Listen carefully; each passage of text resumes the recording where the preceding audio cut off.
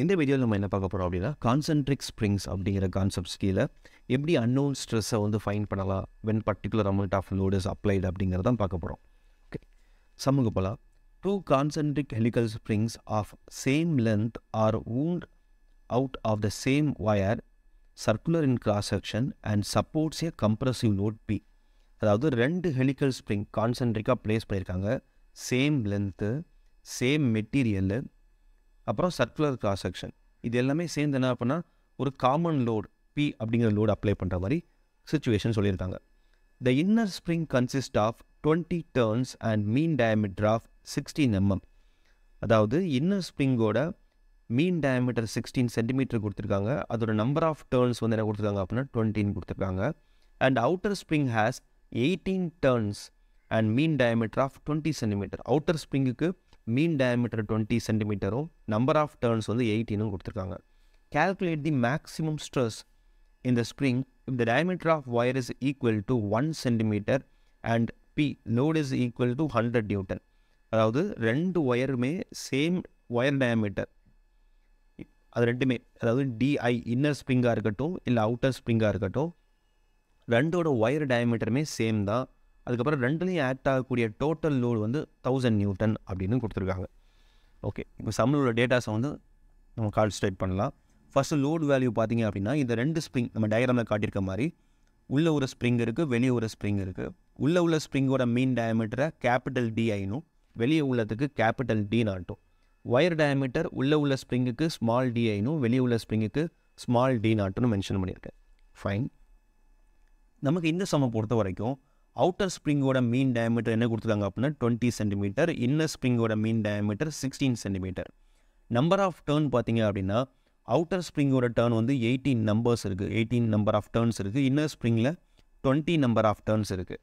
ரெண்டுக்குமே wire diameter என்ன அப்படின்னா சேம் தான், ஸ்மால் டிஐயாக இருக்கட்டும் இல்லை ஸ்மால் டி நாட்டாக இருக்கட்டும், ரெண்டுமே என்ன அப்படின்னா 1 சென்டிமீட்டர் தான். ஃபைன்.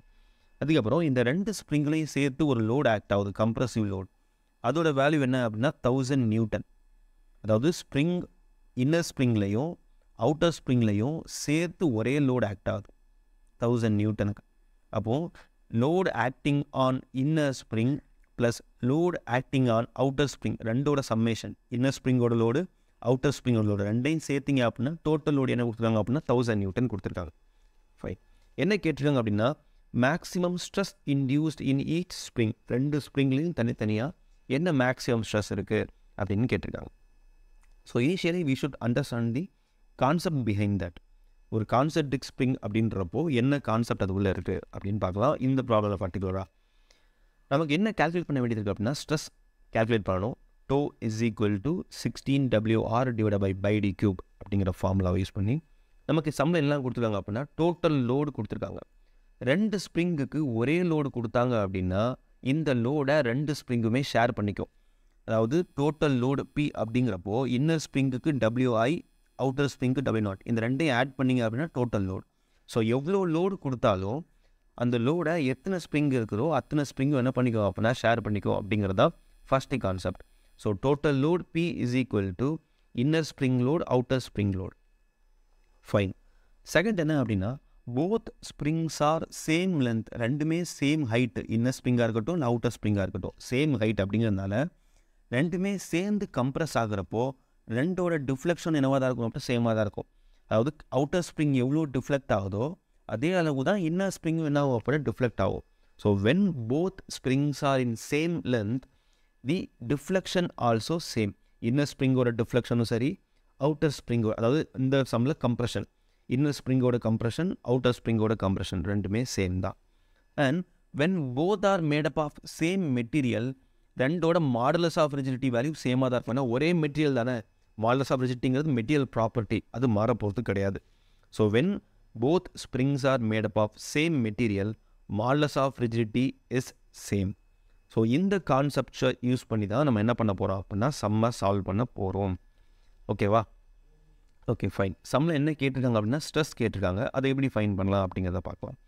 நமக்கு முதல் கான்செப்ட் என்ன அப்படின்னா when both springs are equal in length the deflections are same அப்படின்றப்போ டிஃப்ளெக்ஷனுக்கு ஒரு ஃபார்முலா இருக்குது.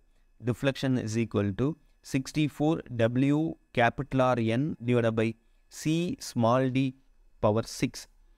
இதில் கேபிட்டல் ஆர் அப்படிங்கிறது காயில் ரேடியஸ், ஸ்மால் டி அப்படிங்கிறது ஒயர் டயமீட்டர். நம்ம தெளிவாக தெரிஞ்சுக்கணும்.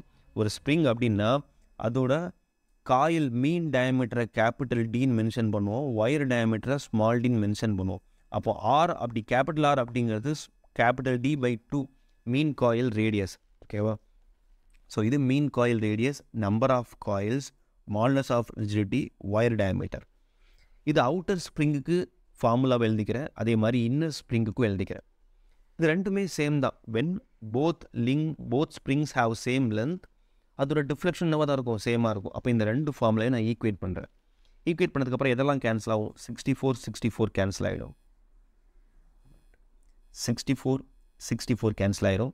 ரெண்டுமே சேம் மெட்டீரியல் அப்படிங்கிறதால மால்னஸ் ஆஃப் ரிஜிடிட்டி வேல்யூ கேன்சல் ஆகிடும். இது சி அவுட்டர், சி இன்னர், ரெண்டுமே என்ன ஆயிரும்? கேன்சல் ஆகிடும். தென் நமக்கு என்ன வேல்யூலாம் தெரியும் அப்படின்னா, நமக்கு ஆல்ரெடி மீன் டயமீட்டரோட, அதாவது மீன் காயில் டயமீட்டர் தெரியும். அவுட்டர் ஸ்ப்ரிங்குக்கு 20 சென்டிமீட்டர், இன்னர் ஸ்ப்ரிங்குக்கு 18 சென்டிமீட்டர், அதாவது 200 mm. இது என்ன அப்படின்னா 160 mm. அப்போது ரேடியஸ் என்ன அப்படின்னா 160 டிவைட் பை 2 போட்டால் அப்படின்னா இன்னர் ஸ்ப்ரிங்குக்கு 80 mm, அவுட்டர் ஸ்ப்ரிங்குக்கு R is equal to 200 by 2 போட்டால் அப்புறம் 100 mm. ஸோ அவுட்டர் ஸ்ப்ரிங்கோட ரேடியஸ் என்ன அப்படின்னா 100 mm, இன்னர் ஸ்ப்ரிங்கோட ரேடியஸ் என்ன அப்படின்னா 80 mm. ஸோ 100 கியூபு 80 கியூப் போட்டாச்சு. இந்த number of turns, outer spring வந்து 18, இன்னர் ஸ்ப்ரிங் வந்து என்ன அப்படின்னா 20. இது எல்லாமே என்ன பண்ணுறோம் அப்படின்னா சப்ஸ்டிட் பண்ணுறோம். அதுக்கப்புறம் சம்மில் ஒயர் டயமீட்டர் சேம் அப்படின்னு கொடுத்துருக்காங்க. அதாவது அவுட்டர் காயிலோட ஒயர் டயமீட்டரும் 1 சென்டிமீட்டர் தான், இன்னர் காயிலுக்கும் 1 சென்டிமீட்டர் தான். அப்போ இது எல்லாத்தையும் கேன்சல் பண்ணிக்கலாம். இப்போ எதெல்லாம் பாக்கி இருக்குது அப்படின்னா லோடு மட்டும்தான் பாக்கி இருக்குது, மற்ற எல்லாமே தெரிஞ்சு போச்சு. ஒன்று கேன்சல் ஆகிடுச்சு, அப்படிலாம் வேல்யூ தெரிஞ்சிச்சு. So W outer is equal to in terms of WI எழுதிங்க. எல்லாத்தையும் சிம்பிளிஃபை பண்ணுங்கள். சிம்பிளிஃபை பண்ணிவிட்டு எனக்கு என்ன கிடைக்குது அப்படின்னா W outer is equal to 0.569 W inner அப்படின்னு கிடைக்குது. நமக்கு ஆல்ரெடி என்ன தெரியும் அப்படின்னா டோட்டல் லோடோட வேல்யூ தெரியும். அதாவது அவுட்டர் ஸ்ப்ரிங் ப்ளஸ் இன்னர் ஸ்ப்ரிங்கோட லோடு ஆட் பண்ணிங்க அப்படின்னா டோட்டல் லோடு 1000 நியூட்டன் சம்மில் கொடுத்துருக்காங்க. Then W naught in terms of WIயில் இருக்குது, அதை தூக்கி இந்த இடத்துல சப்ஸ்டிட் பண்ணுங்கள். W நாட்டுக்கு பதிலாக 0.569 WI சப்ஸ்டிட் பண்ணிங்க அப்படின்னா WI என்ன அப்படிங்கிறது கிடச்சிரும். WI சம்மில் எனக்கு என்ன கிடைக்குது அப்படின்னா 637.3 நியூட்டன். அந்த WIயை தூக்கி இந்த இடத்துல போட்டேன் அப்படின்னா W நாட் கிடச்சிரும். W நாட் எவ்வளோ அப்படின்னா 362.7 நியூட்டன்.